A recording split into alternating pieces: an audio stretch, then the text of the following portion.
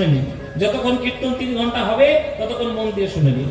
চরণের ধুলো চরণের কোথায় থাকে? চরণের তলায় না চরণের উপরে? চরণের ধুলো চরণের কোথায় আছে? হ্যাঁ, তলায় না উপরে? তলায়। তো পায়ের তলায় ধুলো থাকবে নাকি মাথার উপরে ধুলো থাকবে? আমার কথা যদি বিশ্বাস না হয় তাহলে নিজের পাটা তুলে দেখো যে কত ধুলো লেগে রয়েছে পায়ের তলায়। তাহলে চরণের ধুলো চরণের তলায় থাকবে, এটাই তো স্বাভাবিক ব্যাপার। এটা ভক্ত বলছে যে প্রভু তোমার চরণের তলায় যে ধুলোটি লেগেছে সে কত বড় ভাগ্যবান ধুলোটা যে সে তোমার চরণের স্পর্শ পেয়েছে, চরণের ছোঁয়া পেয়েছে। আমি তো পেলাম না। তুমি যদি আমাকে ওই চরণের তলায় তুমি যদি একটু রাখতে পারো তাহলে আমার জীবনও ধন্য হবে। কেন না আমার হৃদয়ের মধ্যে জন্ম জন্মান্তরের অপরাধ কালিমা নোংরার প্রলেপের মতো আমার হৃদয়ের মধ্যে প্রলেপ দেওয়া রয়েছে। সেটা তোমার ভক্তি লাভ করে যদি নয়ন জল দিয়ে সেই হৃদয় দর্পণটা ধুইতে পারি তবেই তোমার বদন চকচক করে আমার হৃদয়ের মধ্যে দর্শন করতে পারবে, তবেই আমার ভক্ত জীবন সার্থক হবে। সকল অহংকারে আমার ডুবাও চোখের জলে, আমার মাথা নত করে দাও হে তোমার চরণ ধুলার তলে, মাথা নত করে দাও হে তোমার চরণ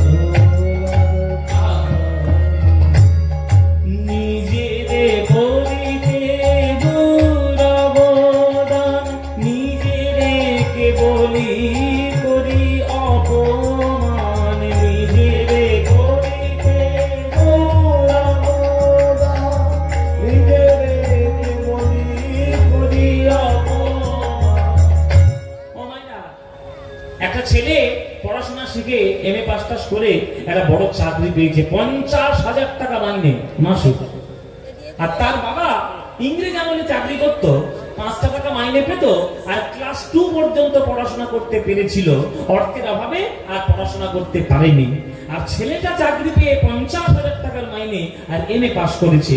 এবার ছেলেটা যদি মনে করে যে বাবার থেকে শিক্ষাগত যোগ্যতা আমার বেশি, বাবার থেকে টাকা পয়সাটাও আমার বেশি, বাবা ক্লাস 2 পর্যন্ত পড়েছে, আমি এমএ পাস করেছি, বাবা 5 টাকা মাইনে পেত, আমি 50,000 টাকা মাইনে পাই, তাহলে আমি আমার বাবার পায়ে প্রণাম করব কোন দুঃখে? কোন দুঃখে প্রণাম করব?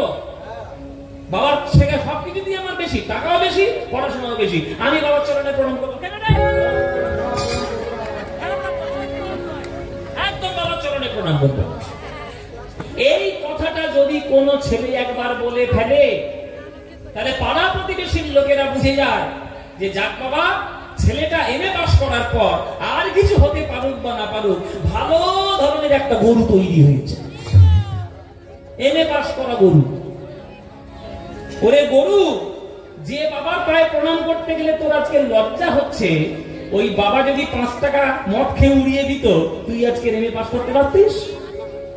2 টাকা সংসারে দিয়েছে, 3 টাকা তোকে পড়াশোনার জন্য খরচা করেছে তোর পিছনে, আর সেই বাবার পায়ে প্রণাম করতে গেলে তোর লজ্জা? যে কোনো পুত্র সন্তান সে যত বড়ই হয়ে যাক না কেন, বাবা মার চরণে সম্মান করতে গেলে তার যদি বিবেকে বাঁধে, সেই ছেলে ইঞ্জিনিয়ার হবে, ডাক্তার হবে, প্রফেসর হবে, মানুষ কোনোদিন হতে পারবে না। মানুষ কোনোদিন হতে পারবে না। আপনারা কি ভাবছেন স্কুলে যারা অধ্যাপনা করায়, স্কুলে যারা শিক্ষা যারা চাকরি করে মাস্টারগিরি ফলে তারা সবাই মানুষ? আমি এমনও মাস্টার মশাই দেখেছি তাদের কথাবার্তা শুনলে একটা বস্তির লোকের থেকে খারাপ লোকের কথা, এত তাদের খারাপ ব্যবহার, এত তাদের খারাপ চলাফেরা। তাহলে সে যদি বাবার পায়ে প্রণাম করতে অস্বীকার করে তাহলে তার মতো শিক্ষিত গরু আর কেউ আছে? তাই বাবার চরণে প্রণাম করতে গেলে যেমন ছেলের লজ্জা হওয়া উচিত নয়, তেমনি ভগবানের জগতে দাঁড়িয়ে তারই জিনিস গ্রহণ করে বড় হয়ে আর তারই অস্তিত্ব স্বীকার করতে যদি তুমি অস্বীকার করো তাহলে তুমি অকৃতজ্ঞ ছাড়া জগতে আর কিচ্ছু না। তুমি অকৃতজ্ঞ ছাড়া জগতে আর কিচ্ছু না। তাই তুমি মনে মনে ভাবলে তুমি বোধহয় খুব সম্মান পেলে, আসলে সম্মান পেলে না, প্রচন্ড ধরনের অপমানিত হলে সেই বোধটুকু তোমার নেই। নিজেরে করিতে গৌরবদা, নিজেরে করি করি অপমান, নিজেরে করিতে গৌরবদা, নিজেরে করি করি অপমান, আপনারে শুধু ঘেরিয়া ঘেরিয়া ঘুরে মরি তলে তলে। হরিণ দেখেছো?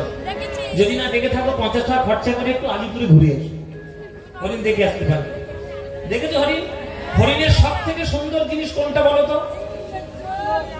হরিণে এ বলছে চোখ। একে কি কোন জলে ডুবিয়ে মারবো তোমরা বলো? গঙ্গার জলে না লালার জলে? ওমায়ের সব থেকে সুন্দর কোনটা? সব থেকে সুন্দর শিং।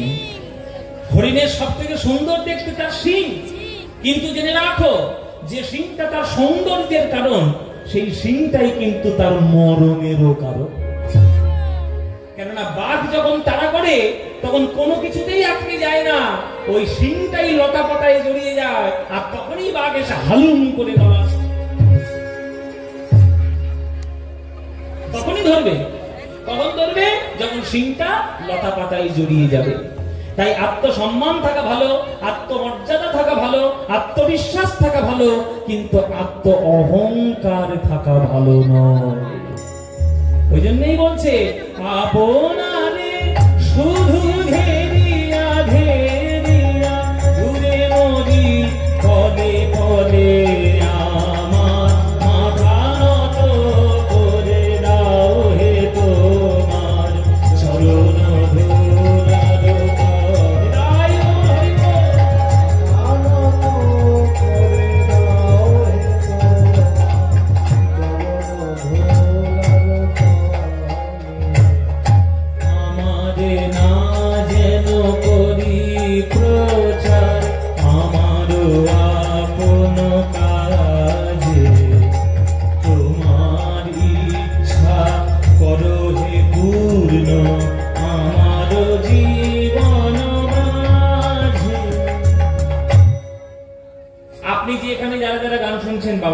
বাবারা মায়েরা সবাইকে আমি বলছি, আপনারা যারা যারা গান শুনতে এসেছেন, আপনারা প্রত্যেককে আপনারা সম্মানের অধিকারী।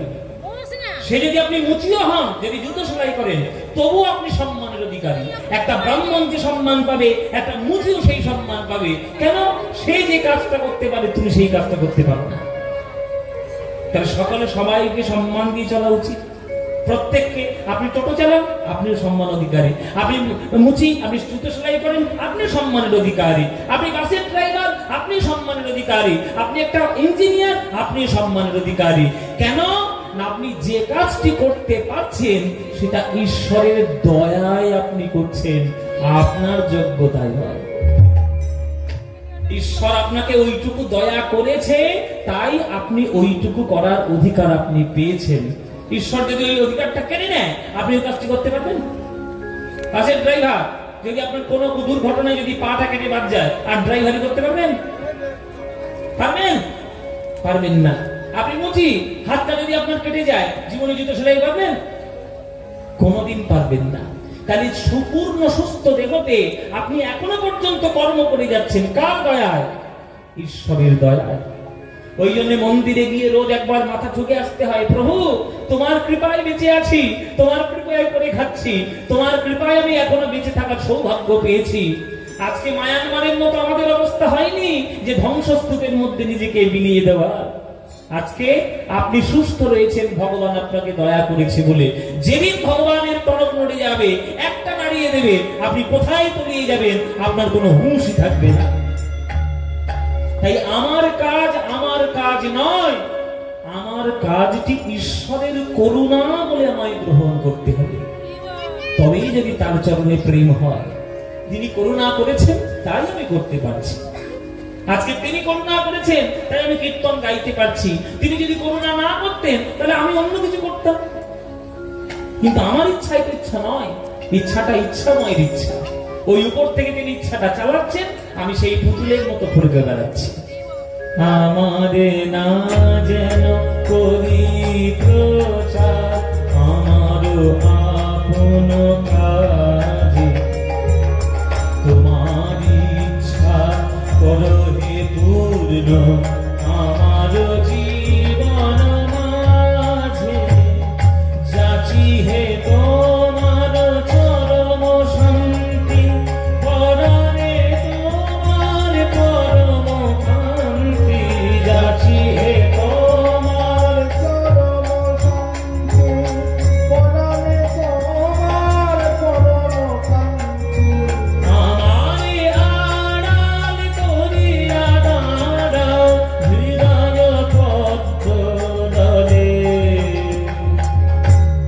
ছায়া যখন মাথার সমান থাকে জেনে রাখবেন সূর্য মধ্য গগনে রয়েছে, আর ছায়া যখন আপনার থেকে লম্বা হয়ে যাচ্ছে জেনে রাখবেন আপনার জীবনের সূর্যটা ঢলতে শুরু করেছে। সূর্য ঢললে তবে ছায়া লম্বা হয়, আর মধ্য গগনে থাকলে ছায়াটা সমান মতো থাকে।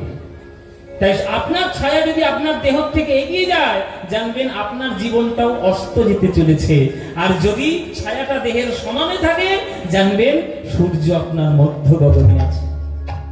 তাই নিজে ইচ্ছা করে ছায়াটাকে লম্বা করে ফেলবেন না, যতটুকু ভগবানের করুণায় সৎ পথে থাকা যায় ওই সৎ পথে থাকার চেষ্টা করুন। আজ পর্যন্ত বড় বড় যারা বিশ্বে বরেণ্য হয়েছে তারা প্রত্যেককেই ঈশ্বরের অস্তিত্ব স্বীকার করতে বাধ্য হয়েছে। সে ভারতবর্ষের মনীষী থেকে ভারতবর্ষের বিজ্ঞানী পর্যন্ত। ডক্টর এপিজে আব্দুল কালাম তিনি ভারতবর্ষের এত বড় পারমাণবিক বিজ্ঞানী, কিন্তু তিনিও পর্যন্ত গীতা পড়ে তিনিও ভগবানের অস্তিত্ব স্বীকার করতে বাধ্য হয়েছেন। আর আমরা দু চার পাতা বিজ্ঞান পড়ে কি না কি হয়ে গেছি, ঈশ্বরের অস্তিত্ব নেই, কত রকম ফেসবুকে গন্ডগোল করতে শুরু করেছি। গন্ড মূর্খ কোথাকার, সব কটাকার মূর্খ।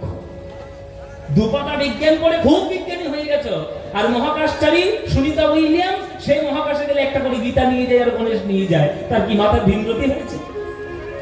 তার কি মাথার ছিট এসছে? আসেনি।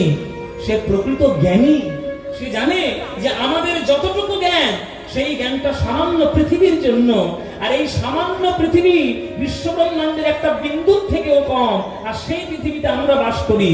আর সেই বিশ্বব্রহ্মাণ্ড যিনি সৃষ্টি করেছেন তার প্রতি চরণে শুধু অগাধ ভক্তি ছাড়া তার চরণ লাভ করা যাবে না।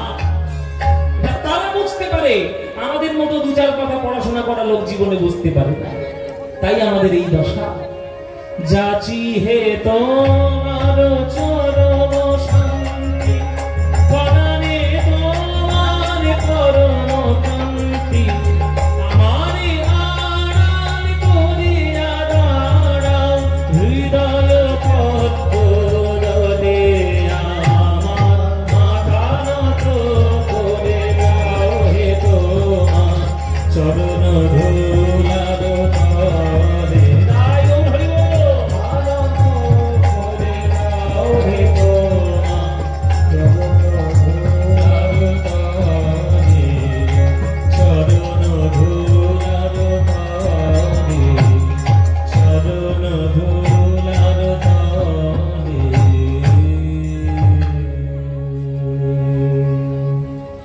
এই হচ্ছে গান।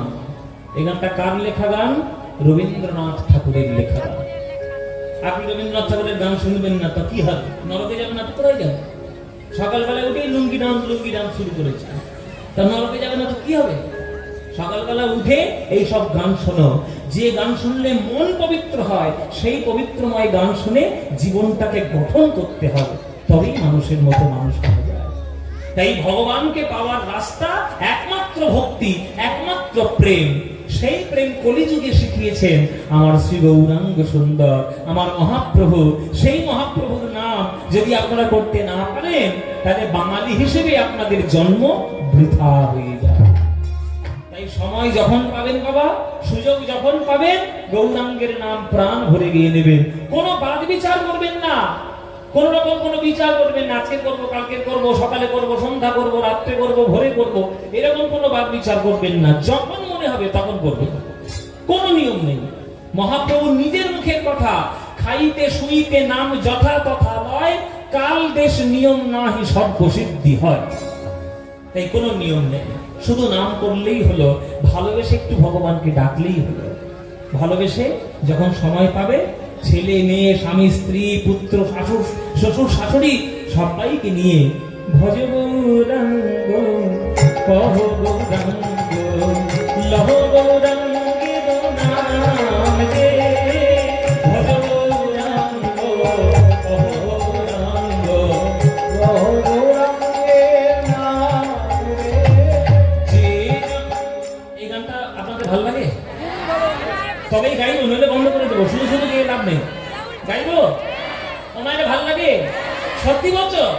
সিরিয়ালের দিব্যি আর বলে হ্যাঁ, সিরিয়ালের দিব্যি দিতে বলছি। সত্যি ভালো লাগে তো? কীর্তন বেশি ভালো লাগে না সিরিয়াল? কীর্তন আমি সাংঘাতিক ছেলে, আমার ছেলে না তোমরা। এই উলুবেড়ে কিন্তু অনেকবার আমি গান করতে আসি। হঠাৎ করে গ্রামের মধ্যে, এই গ্রামে যদি হঠাৎ করে কোনোদিন ঢুকে দেখি ঘরের মধ্যে সন্ধ্যেবেলায় অনুরাগের ছোঁয়া চলছে আর জগদ্ধাত্রী চলছে, এক বালতি জল নিয়ে টিভির মধ্যেই ঢেলে দেবো। হ্যাঁ, আশা টাকা টিভি বন্ধ করে দিবি, ধর্ষণ তো শুনিস না। কি গো মায়েরা, কীর্তন বেশি ভালো লাগে না হরিনাম? হ্যাঁ, আমি কি কীর্তন বেশি না হরিনাম? দুটোই ভালো লাগে। তাহলে সিরিয়াল বন্ধ তো? বেশ, খুব ভালো কথা। তাহলে এই যে ভজ গৌরাঙ্গ গানটা গাইছি, গানটা নিশ্চয়ই ভালো লাগে। তা চলো না সবাই মিলে এই গানটা কত তারিখে আমার সঙ্গে গাইবে সবাই? চলো সবাই মিলে গাইবো। ভজ গৌরাঙ্গ কহ গৌরাঙ্গ লহ গৌরাঙ্গের নাম দিয়ে। এ গান বাঙালিদের মনের গান, প্রাণের গান। এ গান তোমাদের যাদের যাদের ভালো লাগে না, উলুধ্বনি দাও জোরে জোরে।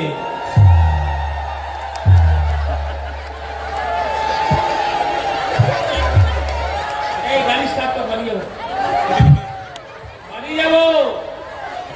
এই কমিটির লোক আমার বিদায় দাও বাবা। কি করে কি বলেছে আর কি করলো, শুধু সর্বনাশ হয়ে গেছে। ও মায়া, কি বলেছি আমি? যাদের যাদের ভালো লাগে না তারা উলুধ্বনি দাও, উলুধ্বনি।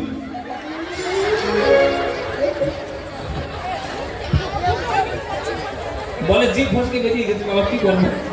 ও মায়েরা, ভুল হয়েছে তো? ভুলে ভুল স্বীকার করছো? তাহলে ভুল যখন হয়েছে শুধরে নাও। যারা যারা এবার ভালোবাসো উলুধ্বনিটা তারাই দাও দেখি।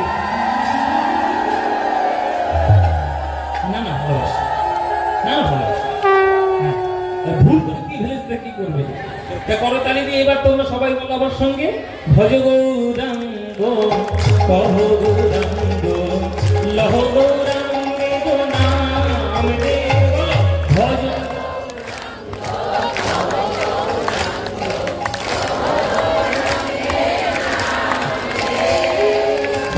গৌরাঙ্গ কহ গৌরাঙ্গ লহ গৌরাঙ্গে নাম রে।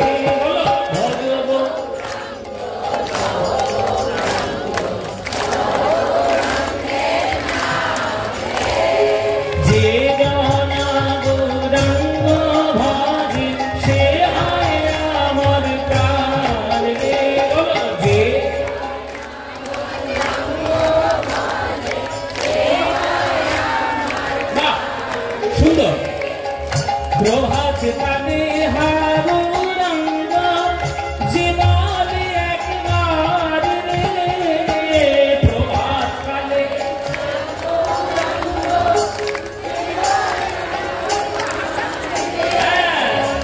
দিন গেলে হারো রঙ্গ জীবনে একবার রে, দিন গেলে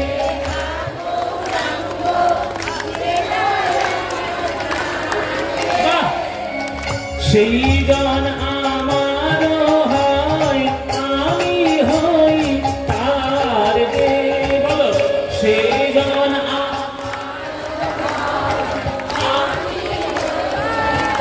হ্যাঁ, এবার হাত তুলে ভজ গৌরাঙ্গ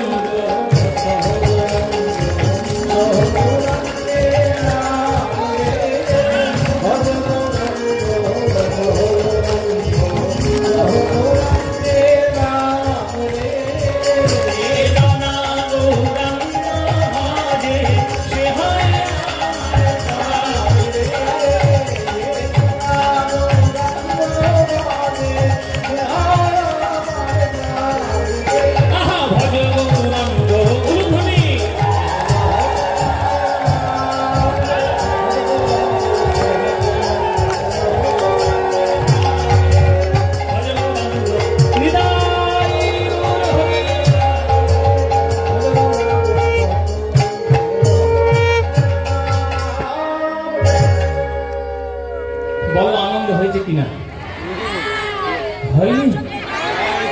এই আনন্দ আর কোথাও পাবে? এই আনন্দ পেতে গেলে প্রত্যেক বছর এই গ্রামে কীর্তন শুনতে আসতে হবে। আসবে তো? প্রত্যেক বছর আসবে? এলেই আনন্দ হবে, তোমরা এলেই আনন্দ হবে। আর জেনে রাখবে, কীর্তনের মতো আনন্দ কোন গানের মধ্যে পাবে না, একবারে 100%। কীর্তনের মতো আনন্দ কোন গানে নেই। তোমরা সবাই মিলে এই কীর্তন গান গাইলে, করতালি দিয়ে কীর্তন গান করলে, খুব আনন্দিত হলাম। আমরা তখন গৌরচন্দ্রিকার কথাগুলো বলছিলাম। এইবার আমরা লীলার দিকে এগো। আজকের আমরা যে লীলা বা যে আপনাদের সাধারণ কথায় যে পালা আমরা আজকের আমরা সাধন করব, কৃষ্ণ লীলাও বটে, আবার ভক্ত লীলাও বটে। আজকের এমন একজনের কথা বলবো, 4 যুগের লীলা তার আমরা দর্শন করব। সত্যযুগ থেকে শুরু করে আমরা কলিযুগ পর্যন্ত তার কথা আস্বাদন করব। তিনি কৃষ্ণের ভক্তও বটে, আবার তিনি কৃষ্ণের পরম প্রিয় বন্ধুও বটে। আজকের আমরা তার কথা আস্বাদন করব। কৃষ্ণ ভক্ত, কৃষ্ণ প্রিয় মিত্র, তিনি হলেন ভক্ত সুদামার কথা আজকের আমরা আস্বাদন করব। কৃষ্ণ ভক্ত সুদামার কথা কিন্তু 4 যুগ ধরে করব। সবাই তো কৃষ্ণ সুদামার ওই দাপর যুগের লীলাটাই করে, আমরা দাপর যুগের শুধু লীলাটা করব না। সত্যযুগ থেকে লীলা শুরু করব, এসে কলিযুগে গিয়ে মিলন দেব। কলিযুগে গিয়ে তবে মিলন হবে।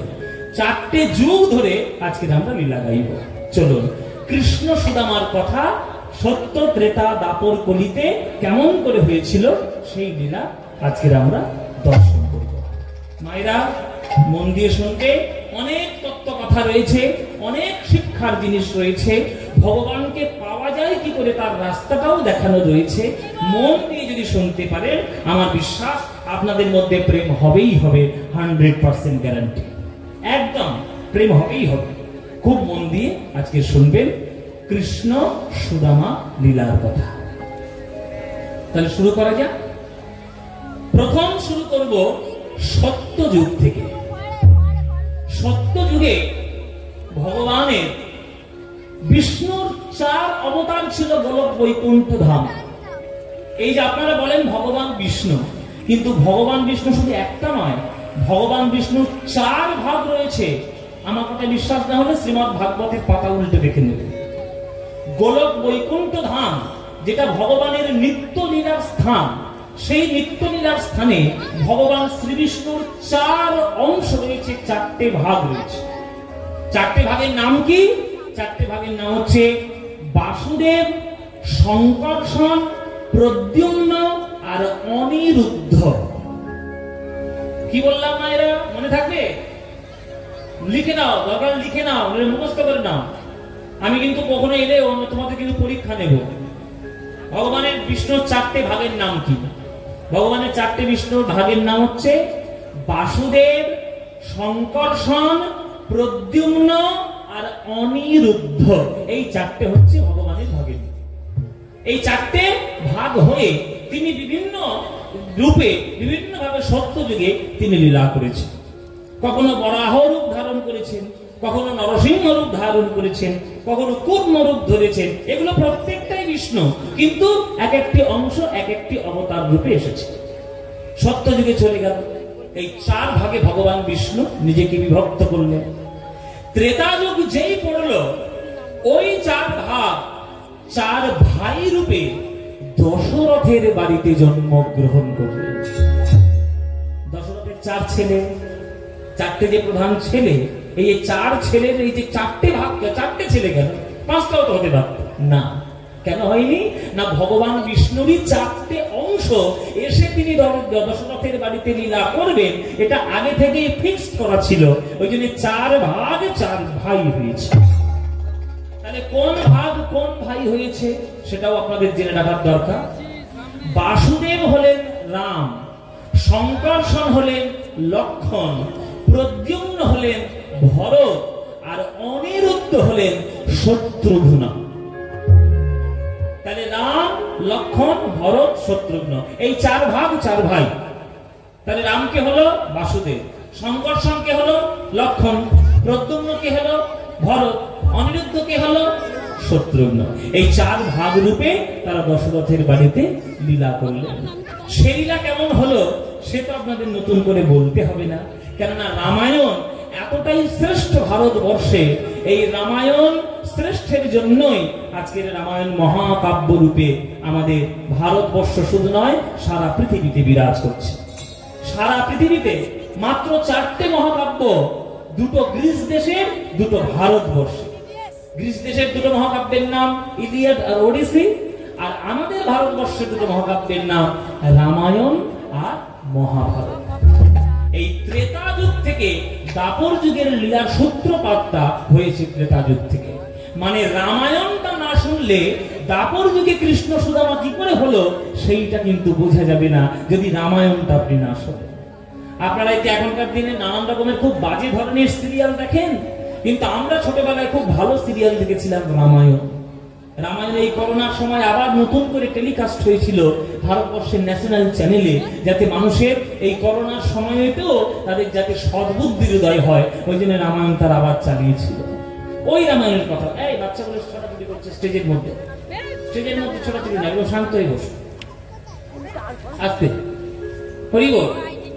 এই রামায়ণ আমাদের সেইখান থেকে শুরু হবে কৃষ্ণ সুদামার ঘটনা।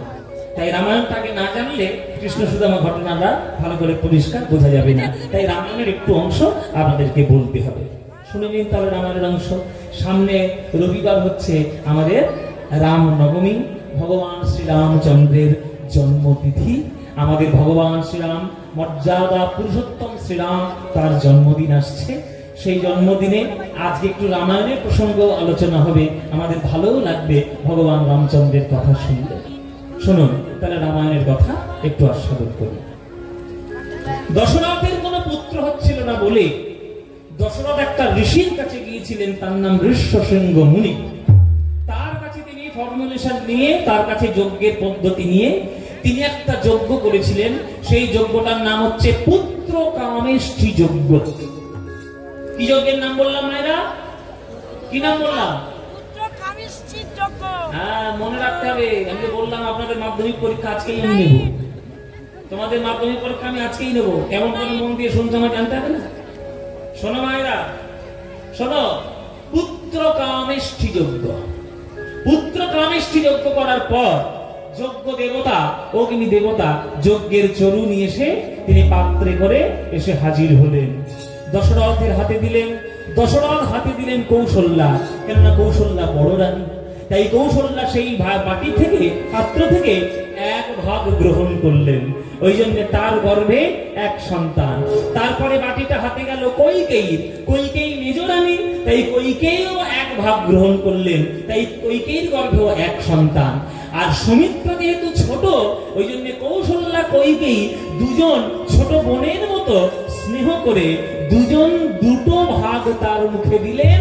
ওই জন্য সুমিত্রার গর্ভে হলো 2টো সন্তান, যমজ সন্তান লক্ষণ আর শত্রুঘ্ন। এই হচ্ছে রামায়ণের ইতিহাস। হ্যাঁ, এগুলো জানতে হবে, ভেতরে জানতে হবে। ওই জন্যই 2টো ভাগ হয়েছে বলেই 2টো তার পুত্র। এইবার তারা বড় যখন হলো, পড়াশোনা শিখলো। কার কাছে পড়াশোনা শিখেছিল? বশিষ্ঠ মুনির কাছে পড়াশোনা করলেন।